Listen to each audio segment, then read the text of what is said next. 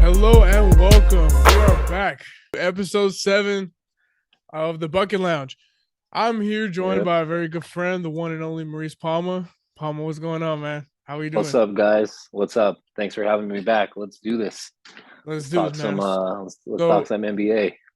yeah, as most of you may know, I mean, we grew up Laker fans. Um, it doesn't really look pretty, as I think a lot of us expected. Lakers are 0-3 after a tough loss on Saturday or Sunday. I'm gonna correct myself. Today it was announced that Russell Westbrook will be out for tomorrow's game versus Denver. Hamstring soreness. What what does that mean? Hamstring This soreness. is the Yeah. perfect moment for the Brian Windhorst. Like, what's going on? Right. Yeah. Why would they do that? Why would they do that, man? So what do you think this means for the Lakers and Russell Westbrook? Okay, so I'm gonna go back to the preseason. I think it was the last game of the season where they were like, "All right, we're gonna try to." Ham was like, "I think we're gonna bench Westbrook. He's gonna come off the bench and see how it Mhm. goes." He's playing what, like 3 minutes into the game, or maybe I don't want to, I think it's maybe 3 to 5, 6 minutes, and out of Yeah. nowhere he's not really limping. He's kind of like nursing something, and then he just walks straight to the locker room. Doesn't acknowledge. I believe according to the broadcast, he just walks straight to the locker room. Doesn't even really say anything. Just goes straight to the locker room. And I was actually telling our good friend Justin the day before, or the day of, that we found out he was benched. I'm like, something's gonna happen. Either he's not gonna play, or he's gonna fake an injury. So to me, my opinion, personal opinion, he fakes the injury because I'm gonna give Russ some credit here. He's durable. He played 72 He games is. last year. Mm-hmm. He's the only guy that didn't get hurt. He's durable.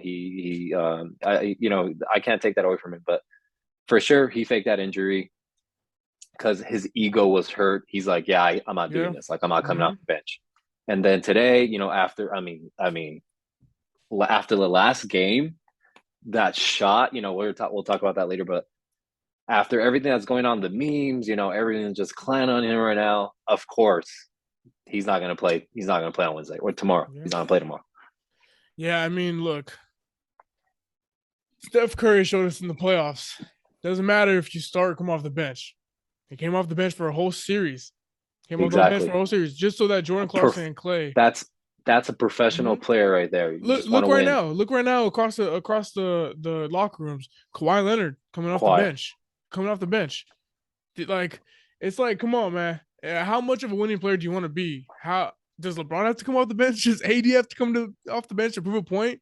But Exactly. look, last season, the only No, game that exactly. Russ, Bro, you're saying it right there. yeah, like LeBron comes off the bench, you think he's gonna be like, "Oh, Miami, oh my," like, yeah, no, no, like, it's just ridiculous, man. But look, like, last season, the only game that Russ missed was the game before the trade deadline, and that was because they were shopping him and they didn't want him to get yep, hurt.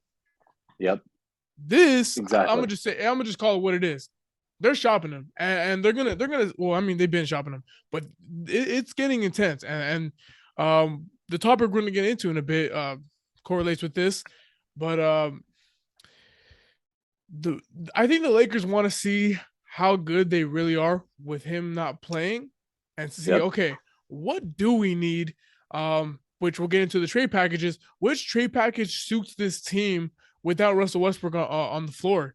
You know, they need to go back to LeBron running the one. That's when they were at their best. And I don't know how people we look. I was blindsided by his superstardom, Russell Westbrook superstardom. That, like, okay, look, this could work having another point guard on the team, but at the end of the day, the ball's gonna be in LeBron's hands. It's just how it is, and I think now they're gonna really see what can we do to what players can fit without Russell Westbrook as with this team currently constructed.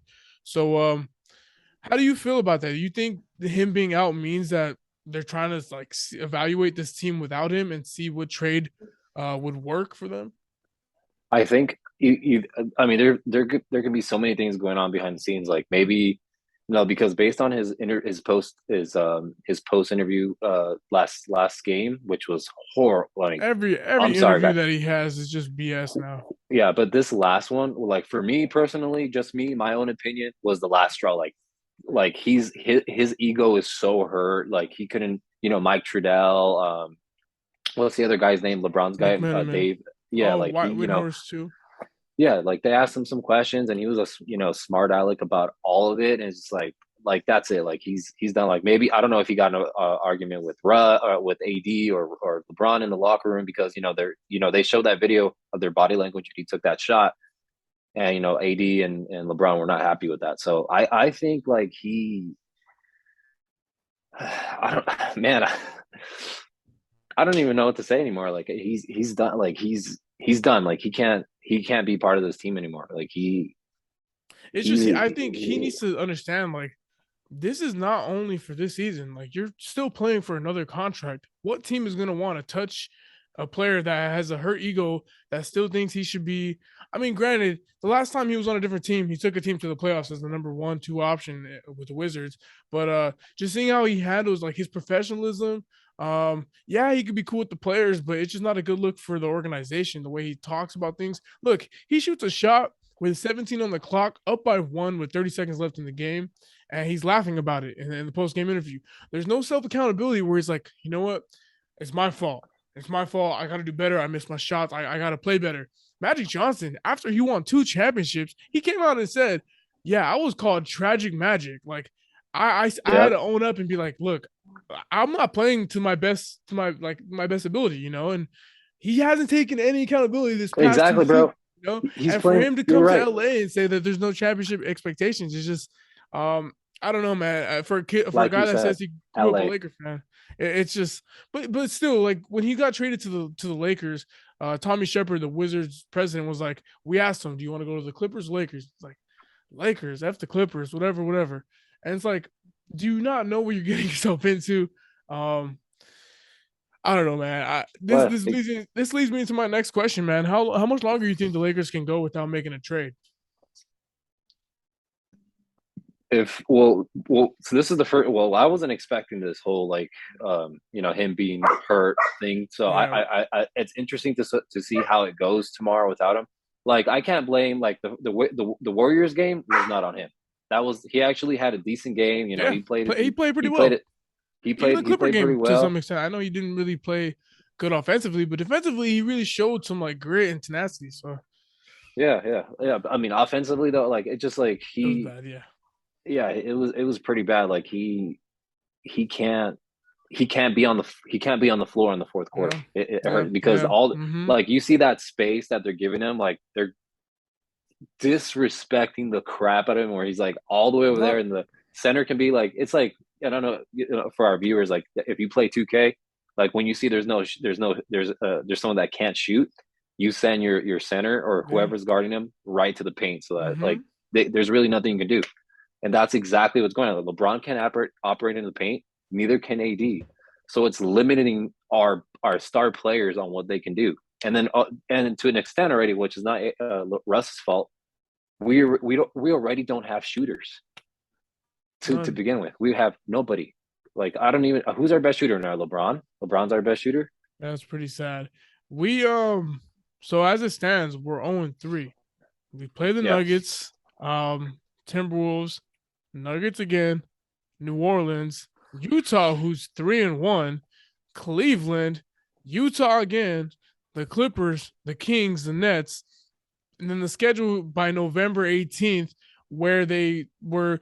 Look, it's been reported that they're trying to wait till November, where they get like a 20 game sample size of how things go. But look, these next 10 games, they could lose all of these games. Like, realistically, look, I came into the season, you know this. I came into the season like, look, I finally give up. I'm tapping out. Like, this is not gonna work. I could see them losing the next 10 games and having an 0-12 start. Maybe you get one, maybe you get two. You're still gonna be 2-14.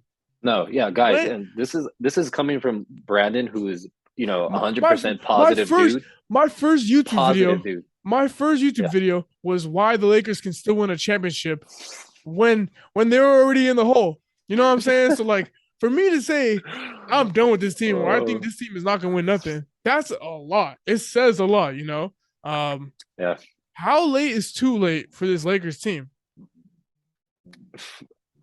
They need to make. I didn't even get to answer your question, but I think like they have to make a trade now. Like we need shooters now. If we wait till Thanksgiving, like there's, I think Shams is reporting till Mm-hmm. Thanksgiving, which is like 20 something games. Like I think it's like they still have to build the chemistry, and then still got to see if that works or not. And I think they have to, because there's so many like positive. It's like a double edged sword. If you trade now, and then there's like another team, there's a better player available later because they're doing worse, Mm-hmm. then we could have jumped on that opportunity. And then also you got to take into account that our pick is a swap, like you said. Like the Pelicans can take that, right? So They we can have take to they actually. they have the opportunity.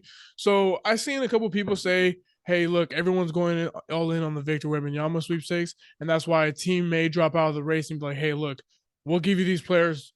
Here, just take these players. That way we tank." The Lakers don't have that opportunity. They can't afford to do that because New Orleans can pick which year they want to choose our draft pick. It could be this year or next year, and obviously they're going to pick this year. Why would they wait till next year? So tanking is not an option. Losing is not an No, option. yeah, So we got to show out. We got to. So that's why, that's another reason why we need to. We I like it's a tough question to answer, because it's like we're desperate since last year. Like first time ever, like I said in the previous content, previous podcast. This is the first time that like me as a Laker fan since 1996, Kobe fan, Eddie Jones, Nick Van Exel, like this was like the first time that I didn't enjoy. I didn't feel the passion from the Lakers. Like it was yeah, just so, like the mood was just so yeah. bad. It was like Mm-hmm. monotone, like was bad. And You caught this it year since I'm last like, year too. yeah, You've seen this since last year, and I'll give you credit for that, man. Seriously, since opening yeah, night, I remember you said it wouldn't work, and um, yeah, man. There's no effort. There's no. I mean, they have played better defensively. Let's set that straight. They have no, probably no, the best defensive rating. yeah, Ham has these boys playing defense. It's just, man, the roster is poorly constructed, and one of the problems I think this Laker team has is there's no pressure. There's no pressure to make a move. Rob Pelinka gets an extension. I don't know why LeBron extends. It doesn't take any pressure off the that organization. that's Like, that's a where's the questionable pressure thing to right win there. games, man? And See, that's another you, thing. Like Russ coming onto the team, it's not only affecting us on the court, it's his contract that kind of gave Rob. And yeah, I'm not trying to excuse Rob because he did a horrible job, but I'm like, it's he had so much money to work with because of that large contract. mm-hmm. And that money, if let's say we don't have Russ, like we'd have probably more space to work with and more players to convince to come over on the team. So I Yeah, think like that Russ is a huge block that just needs to be moved. it's just look. You Trade talk or sent home, John you Wall. this team, this team. You talk about professionals. This is a professional basketball team. This is a professional sports team. A professional that doesn't in Russell Westbrook that doesn't know when to take the right shots or how to take accountability. Or a professional Rob Pelinka that makes a move knowing that this is an all in or nothing move. Where Jeannie Buss should be like, hey, this is a high risk, potentially high reward move, but if it goes bad, we're effed. Like this is like you see now, and rewarding Rob Pelinka doesn't really like it doesn't really make sense to the fan base, and it kind of looks like a You know slap what? in the face to Laker That's Nation, another man. topic right there. That's another topic that we need to talk about another broadcast. How Jeannie is like, I love Jeannie, and I love that she bleeds purple and gold, and she Mm, won us a championship with AD and LeBron in the bubble. yeah, but see, But I want to cut you off real quick. So I'm sorry. yeah, no, you're You good. can't. How long can we hold on to that championship? Like, how long can we be like, oh, Rob won a championship in 2020? It's Yeah, fine. It just potentially missing the playoffs 2 years in a row doesn't a championship. I know a championship is everything, but you can't excuse when you have LeBron James on your roster and Anthony Davis missing the playoffs consecutive years doesn't is not excused by winning a previous championship, in my oh opinion. yeah. Yeah, no. And what I was gonna say was like right now, like, and she's always like her problem is that she doesn't trust anybody. If you guys haven't seen, like, viewers, you haven't seen that Laker documentary on Hulu, go check it out so you can kind of learn how Jeannie is. You learn more about her. But like, that she bleeds purple and gold, but her problem is that she just can't trust anybody, which is why Mhm. she's signing Rob, who, in my opinion, should just be an agent, and he would be an amazing. He was already an amazing agent. Mhm. He's I not. mean, He's not a GM. even as a GM, I mean, he showed before. I mean, obviously we talk about the championship, but he showed he could put a roster together quickly.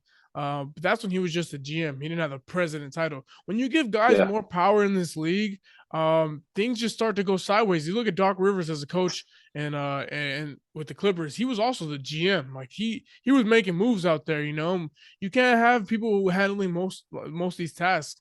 That's just I think you, you I don't know, Genie. I think letting a lot of people run the like poorly run the organization. When you give LeBron as much power as he does, where you have all these clutch clients, and then you have Rob Pelinka as an agent, as Laker ties, you give these dudes more yeah. powers. It's just you can't have homegrown like how do I explain it? It can't always be a mom and pop kind of shop. You gotta have people around the league. Like look in New Orleans, like they hired David Griffin. You get bring in people that have experience in other organizations. Just because a guy was Kobe's agent or a guy is your best player, you can't give them this much power because this is what happens. And it happened in Brooklyn. Look, you gave KD and Kyrie all this power.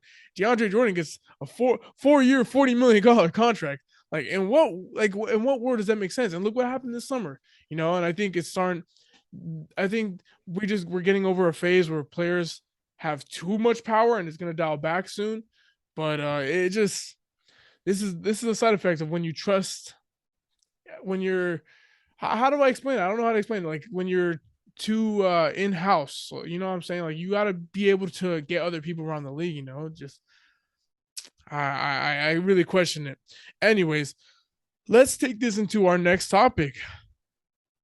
Does any of these trades make the Lakers a championship All contender? right, I'm let's gonna hear him. give Let's hear him. you look, these are not exact trade packages, so just this it's just like the best parts of the deals. So Charlotte, Terry Rozier, Hayward. Assuming this would be for Russell Westbrook, maybe none.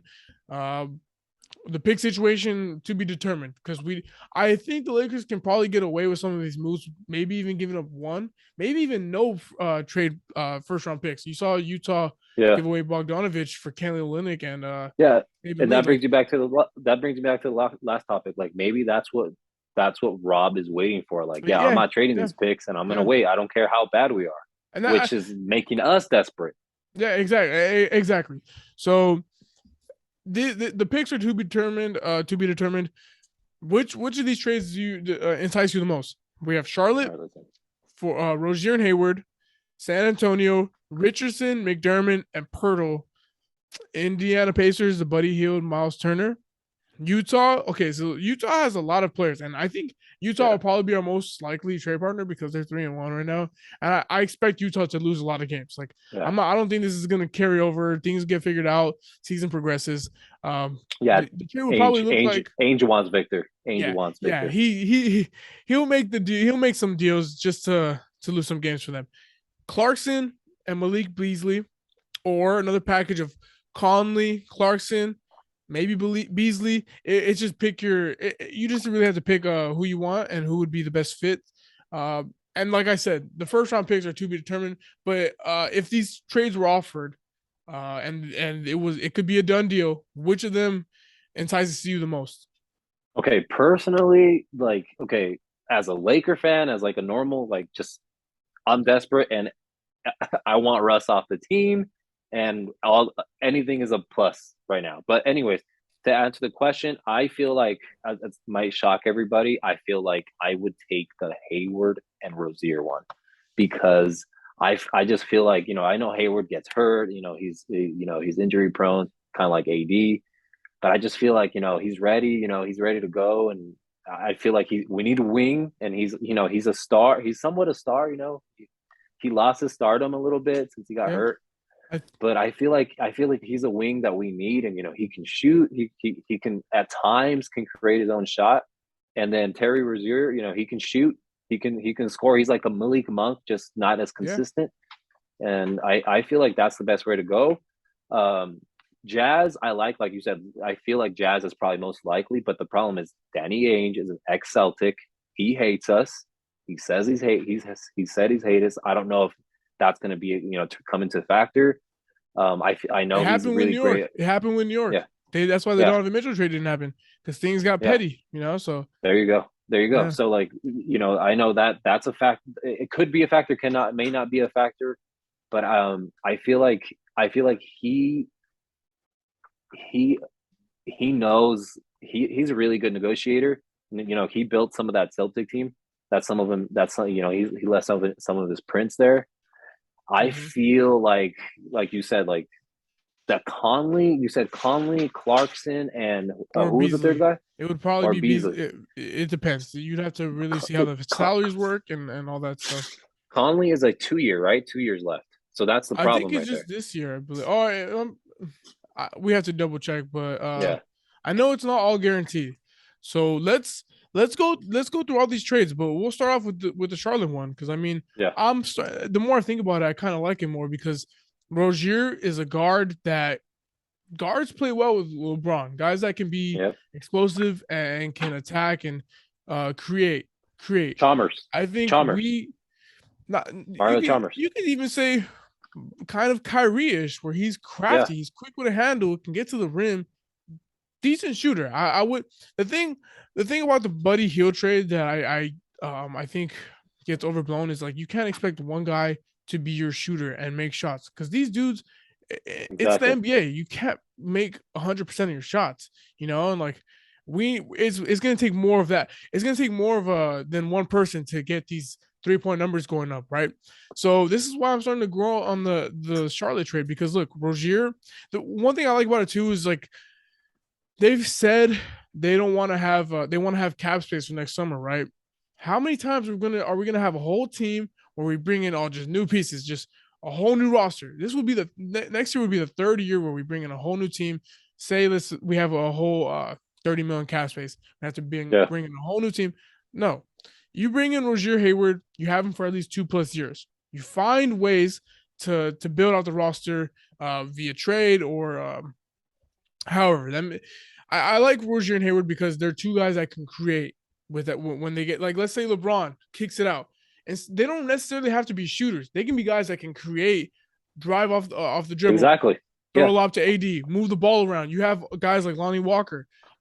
These are creators. That's what I like more. This was starting to grow on me, And I saw yeah, Hornets game, and it kind of was like, okay, I see how this can fit with us. And Charlotte, the reason why I think they would do is because like they're LaMelo's not playing right now. They don't really have a future. Miles Bridges situation, he's not on the team. They need young talent. Victor Wembanyama would be perfect. Imagine LaMelo Ball and Victor Wembanyama together. That'd be great, And uh, I don't know if they would keep Westbrook or Westbrook can make them worse, even if they play. You see how he makes the Lakers play. Hey, let's bring him in to help us lose games. The next trade, so that I would agree that's my favorite trade as well. I told you before the Buddy Hield trade yeah. was going on me, but the more I think about it, I don't want to invest into one guy. You have two guys here in Rozier and Hayward who can give you 20 points each on a really good day. The next trade, the Spurs, Josh Richardson, Jakob Poeltl, and McDermott. Richardson, 3-and-D player. I wouldn't say he's the best 3-point shooter, but he does bring that versatility on the wing defensively, and I could see a He's backcourt of him and Beverly. he kind of reminds me a little KCP, a little bit. Good, but I think Yeah, less of a shooter. I don't think he's yeah, that great of a shooter. We yeah. saw him in Dallas and Philly. He didn't really do that, but when he was in Miami, when he was younger, he was more of a shot creator, which I think he could probably. I don't know. Some of these players, it's make or break when you play with LeBron. It's really make or break. You're either gonna do really, really good or you're gonna do really, really bad. Like Clarkson, when Clarkson was with the Cavs, albeit he was younger, stunk it up in the finals. He did really terrible. So That was crazy. McDermott shooter, career 40% 3-point shooter. Does he have enough left in the tank? We would have to see. Jakob Poeltl, though, this is why I think the deal would be really, really good with Spurs. Jakob Poeltl statistically was, I think, the second best rim protector in the league last year, and he's a solid finisher and rebounder. Takes a lot of He's the pressure only off reason. AD. I He's love the that, only reason and why I take that. they want a first for him. At my program this past summer, we had the Spurs. We were in charge of making moves for the Spurs. We were able to get a lot of picks for him, Richardson, McDermott. So I would assume the Spurs want compensation, draft compensation, right? So it would. I guess these trades would come down to the first round picks. But I think this trade would be a close second for me, even a little bit more than the Indiana trade, only because I think Pirtle could really ignite the defense and take a lot of pressure off AD.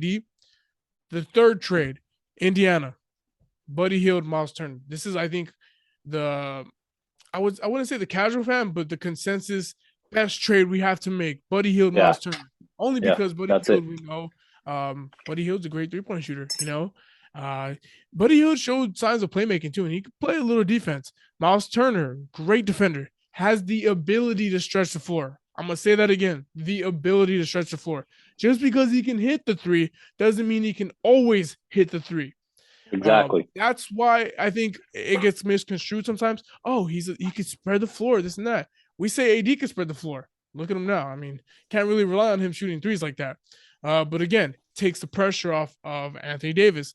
But injury prone. Like he misses games almost every year. He just missed the season opener because he stepped on a ball boy's ankle. Like Yeah. this dude, you want to talk about AD getting hurt? You put him in LA, you're probably gonna get the same thing. You're probably gonna be like fans are gonna be like, oh my god, he can't stay healthy, this and that. How do you feel about that? I mean, how do you truly feel about that trade? Okay, the Pacers one, that one was obviously the one that's been, like you said, it's the ideal one, the one that's been floating around. Like that's the The blockbuster consensus, yeah, trade that's gonna make, like, your typical Laker fan happy. Like, oh yeah, this is gonna exactly. make us Yep. better. I feel like it might, just I'm worried about Turner's injury prone. Like I feel Mhm. like if he's not like AD, he's worse. And I just don't. I remember like he had like one or two amazing years, and after that, I felt like for me, he's kind of fell off the edge. He hasn't been the great. Maybe he needs a change of scenery, and that'll, Mhm. like, boost him up, and like he wants to come to LA and win. I don't know. I just feel like he's gonna be like, I don't know if you He's guys on an remember Roy expiring Hill, too. Let's throw that out there. He's on an expiring so he's which playing for is another great. Yeah, contract. So yeah. So I feel like, maybe, with the change of scenery, he'd be great, and Buddy Hield, but I feel like that's gonna take the two picks. Like that, we're gonna have to send two picks and Russ and probably someone else to send. I I don't know. I haven't seen like the trade machine or anything what works out. I don't know. Is it Russ and just two picks, or we have to send another player? well, well, look, Russ is getting paid 47 million. So they if anything, they would probably have to send another player because He's some of not these playing like teams we're it. talking about Charlotte, San Antonio, Indiana, Utah. These are all small market teams. So they can't afford to go on the tax. So the money would have to be almost exact to bring in Russ. So it would we'd have to see it I don't know how it would work specifically, but I know the most we could probably give up is Kendrick Nunn and Russell Westbrook. But I think Russell Westbrook's contract makes up a lot of it. We also have some minimum players. We have guys, rookie players. What's his name? Max Christie. I don't know if we can trade two-way players, but some of these guys, it would just have to be exact. Um, Yeah, we're forgetting. You know who we're forgetting too is Dennis Schroeder. Like yeah, playing and this is Dennis. and that you open up that point guard spot. I don't think you necessarily have. This is why I like some of these trades. Like you could trade for wings. You could trade for not ball dominant players because you can see how it works with Dennis Schroeder. You can see how it works if you keep none. LeBron's always gonna be the one, but let's get into the last trade. Utah, Clarkson, Beasley. That's probably the first one that I would come up with. I think we'd have to attach someone else, maybe Rudy Gay. I don't think Rudy Gay to me doesn't have any. I don't think he has that much left in the tank. Do you think Clarkson? He's balling out this season too. I don't know if you paid attention, but he's been playing really really well. I think he's trying to get out of there ASAP. Clarkson and Beasley. Beasley, 3-and-D player. Clarkson, we know he's a explosive guard. Come in, score the ball. But we've seen him play with LeBron before, and we've seen the pressure get to him. How would you feel about a package of those two? I feel like, yeah, like the like you said, I can't help it. I can't forget the fact that what he did in the finals or the playoffs. It was the finals or the playoffs. I think it was the playoffs, right? Both. Yeah, Well, I like mean, the he just finals, he was he disappeared. statistically one of the worst players of all time. Yeah, There's a stat so out there. like I feel like maybe that was something between him and Braun. I don't know. Like he just couldn't. Pressure, man. I can't Pressure. get off my mind. Yeah. So And he it's was like, younger. will he have that? And he's back in LA. You know, obviously he was a fan They favorite. We drafted loved him. him. Yep. You know, he's a great six man. He, like you said, he can provide scoring off the floor, off the bench. I think I don't feel like that makes us that much better. I don't feel like that one makes us that better. For me, it's gonna go like this. It's Charlotte, Pacers, Spurs. No, geez, see, Because like you said, the center. the other package would probably be Conley, Beasley, maybe Clarkson.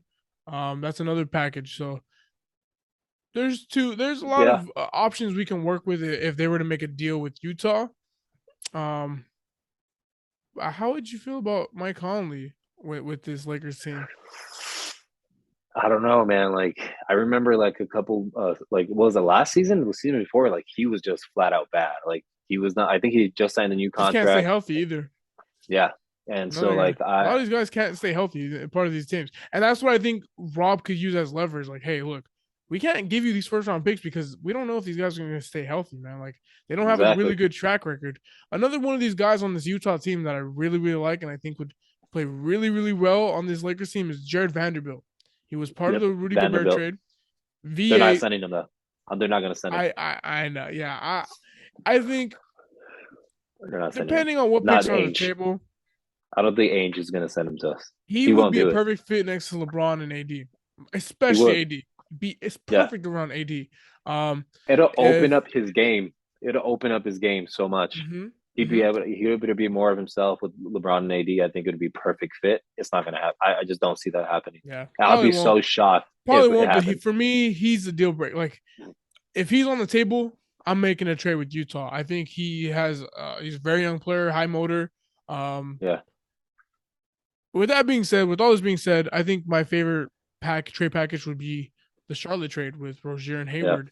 I seen Yeah. some mock trades throwing PJ Washington. The only reason I don't think they would do that is because he's one of the best young players and he's up for a contract this summer. Um, will the Lakers pay him? I don't know. That's a lot of money the Lakers would be taking in, and I just think Yeah. the Rozier and Hayward fit would be really great because you have creators. These are guys that can create with LeBron on the floor. Like the way you watch LeBron play, I think what they were going for is like LeBron's getting older. He can't create, but he can still distribute. He can draw the attention still. I mean, we see it when LeBron has the ball. The team is packed the paint. 2K, like they just putting all their players in the paint. When you have threats that can go off the dribble, maybe a mid-range pull-up, step back three, something like that, or lob to AD or something like that. Um, I think that's what LeBron is suited for LeBron.